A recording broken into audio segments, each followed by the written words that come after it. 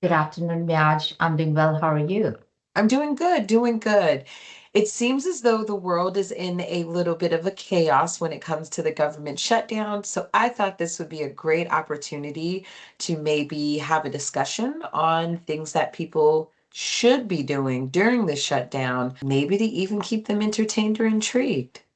Well, there are several things, but I'll call out the top three things an organization can do during the shutdown period. I know it's quite stressful and a lot of things are happening, but in order to keep people engaged and also make sure that your resources have the direct task to perform, that also keeps them focused with the work and be productive. So the first thing being you want to keep all your documentation in order. You want to make sure that the processes are being followed and they're being consistent. That's the one thing you can do, and a review of your documentation, making sure they are being consistently used throughout the organization. And that segues into the point number two, which is you want to do kind of an internal check of the processes, quote unquote, like an audit, but in order to make sure that, you can reconcile where there is a delta between the process that you have set up and what the documentation says, and find out if there are discrepancies, you course correct it. See, these times are very good to identify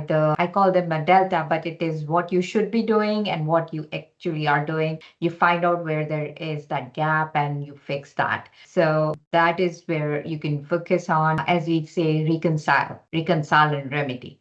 And the third thing that very important, very, very important is take this time to train the people. You want to train them on basically if newer standard, or you want to do your cybersecurity training that is coming, instead of doing another annual cadence, you can have that triggered right now, or you can roll out the phishing test and things of that nature. A lot of people are gearing towards CMMC. There is a mandatory CQE training that has to happen. So you can trigger those trainings out. They are all online too. So you can trigger those trainings out so people can have this time and complete those trainings. Or in addition to that, some of the organizations have chosen to be trained their internal people, maybe on how to do internal auditing or conduct these audits. So that can be another avenue.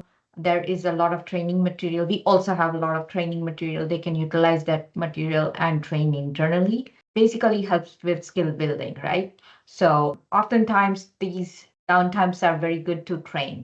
Mm-hmm. And build up your skill repository. So that is always helpful. So those will be my top three things. Okay.